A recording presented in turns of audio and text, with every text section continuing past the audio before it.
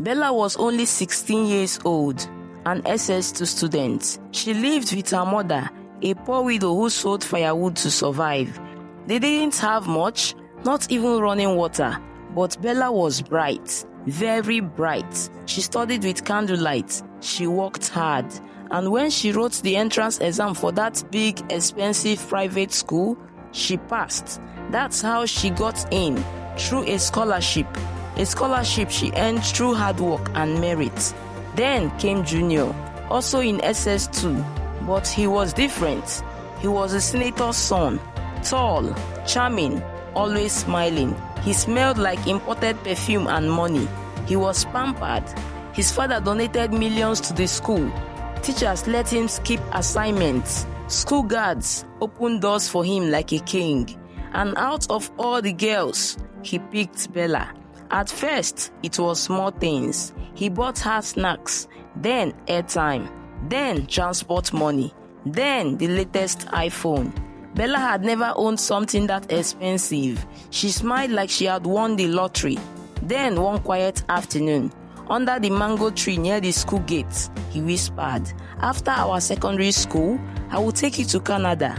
Just you and me. We'll attend the same university. I love you so much and will live forever after." Bella's heart melted. Coming from where she came from, she thought she had found real love. But what she didn't know was that this sweet dream was about to turn into a bitter nightmare. Bella missed her period. At first, she thought it was stress, but deep down, she knew. She bought a cheap test strip from a roadside chemist. She couldn't sleep that night. The next morning, she checked. 2 lines. Her hands shook. Her eyes filled with tears. She sat on the floor whispering, "No, please, no." She told Junior. They were at the school's courtyard and he laughed in front of the students and teachers. "Are you even sure it's mine? How can a small boy like me get someone pregnant?" The next day, she was called to the principal's office. Her heart pounded. She thought maybe, just maybe, someone wanted to help. But instead, Junior stood there, his arms folded, his face cold. And in front of the principal, he said it again. "She's lying. I have never touched her. I'm just a boy." Bella wanted the ground to open and swallow her. His parents came in the next day, not with apologies, but with envelopes. The principal looked at her in the eyes and said, "Bella, you cannot confirm anything. You are on scholarship. We will have to let you go." Her heart broke. Her dreams shattered. Everyone turned away. Teachers whispered. Students stared. But no one stood with her. She stood alone, pregnant, scared, broken. When Bella got home, she fell to her knees in front of her mother. Tears ran down her face like rain. Her mother cried too, a widow, tired and weak. She looked at her daughter and said, "You are now a mother. There is no more school for you. You must fend for yourself and your child." Bella begged. She promised to study from home, to be strong, but her mother shook her head. "No scholarship, my dear. No school fees. I'm sorry, my daughter, but this is your new life." Her mates were writing exams, but she was walking under the hot sun, carrying oranges in a bowl. At night, when the world was quiet, she cried in the bathroom, hands covering her mouth, asking God, "Why me? What did I do wrong?" But every morning, she still woke up. She carried her tray, still hoped for something better. She didn't give up. Bella gave birth to a baby boy, alone in pain. No man by her side, no gifts, no joy.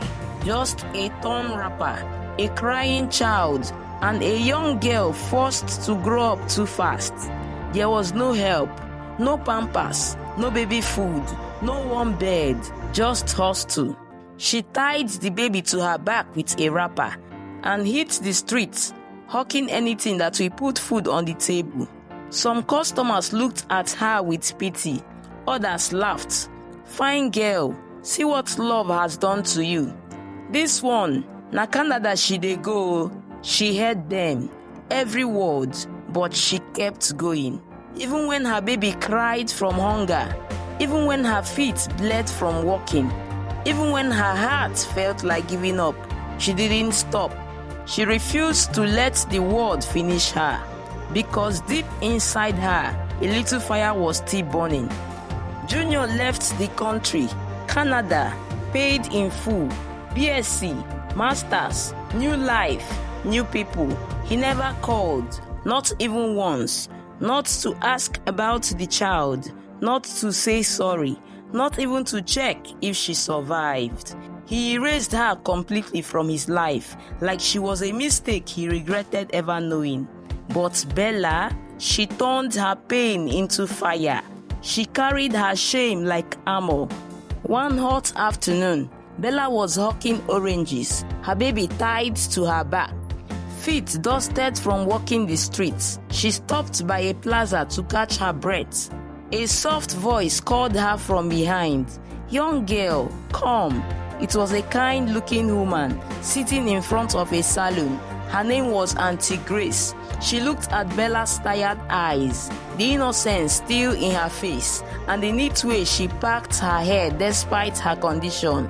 She asked gently, "Do you want to learn how to make hair?" Bella shook her head. "No, ma."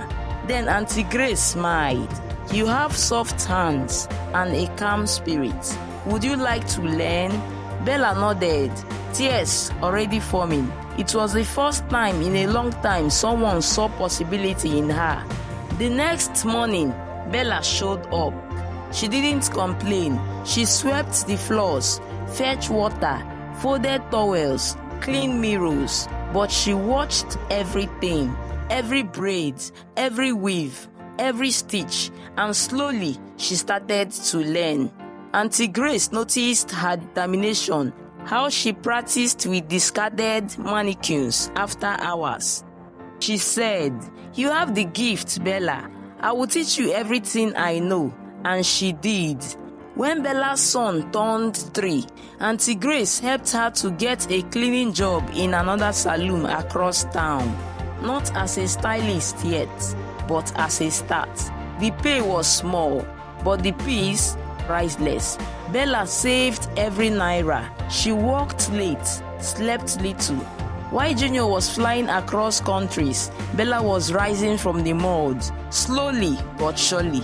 10 years later, Bella is no longer that girl people mocked. She now owns 3 saloons. The same girl they said wasted her future is now employing graduates. She doesn't hawk anymore. She drives a small red car, and her son, top of his class in a private school. She wears fine gowns, her hair always done, her smile quiet but full. People see her and said, "Is that not Bella, the one that got pregnant in school?" She's doing well, oh, but they don't know the tears. They don't know the night she cried into her pillow. They don't know the hunger, the insult, the loneliness. She knows where she came from, and that's why she walks with grace. She survived, she bloomed, she became more than they ever imagined. But far away, the boy she once loved wasn't doing well. Junior had everything: a rich father, a foreign degree, a big wedding, a beautiful wife, but no child. First year, silence. Second year, worry. 5th year, hospital visits, tests, prayers. 10 years, nothing. Then came the truth. "Sir, we are sorry. You can't father a child." His word broke. His wife cried, then packed her things and left. She took the peace in the house. She took the laughter. She left only echoes. Now, Junior sits alone in his mansion, but no joy. And for the first time in 10 years, he remembered Bella. He remembered her pregnancy he denied. He wondered, is that child still alive? Does the child look like me? Regret doesn't knock. It walks in uninvited and never leaves. Junior couldn't sleep. He kept staring at the ceiling, wondering, What if the child is truly mine? What if I threw away the only chance at true legacy? He started searching old classmates, old photos, school Facebook groups. One picture stood out. Bella. She looked different, grown, fierce, unreachable. He asked questions. Someone said she now owns salons. Another whispered she's doing well, but she doesn't talk to people like you anymore. Still, he tried. One evening, a former schoolmate sent him her number. He dialed it with shaky hands, heart pounding. Hello, her voice, calm and soft. But there was strength in it, not the timid Bella he once knew. Hi, it's Junior. Can we meet? There was silence. Then, okay, tomorrow at 2 p.m., Palmview Restaurant. He exhaled. For the first time in years, she had said yes again, but it wasn't the yes he was hoping for. He sat at the restaurant, fingers trembling on the table. He kept looking at the door. Then she walked in. Not the girl he remembered. This was a woman. Bella was stunning. She didn't walk, she glided. She sat down like she owned the world. Junior stood up, mouth open. Wow, Bella, you look... I know, she smiled, not arrogantly, but like someone who fought hell and survived it. He cleared his throat. I came because I have made many mistakes. I want to make it right. I want to know my child. I want us to be a family. Bella reached into her purse slowly, took out a soft white envelope, handed it to him. He opened it. A wedding invitation. That's my wedding card, Junior. I am marrying someone who saw my worth, even with my past. Junior's hand trembled. His lips quivered. Bella, please, just give me a chance. She interrupted. We are fine without you. Remember, you once said, how can a small boy like me get someone pregnant? So, let's just keep it that way. He stared, speechless and defeated, and she stood up. Thank you for coming. Goodbye. And just like that, she turned and walked away. He sat there, staring at the untouched glass of water, staring at the empty seat where she had just been.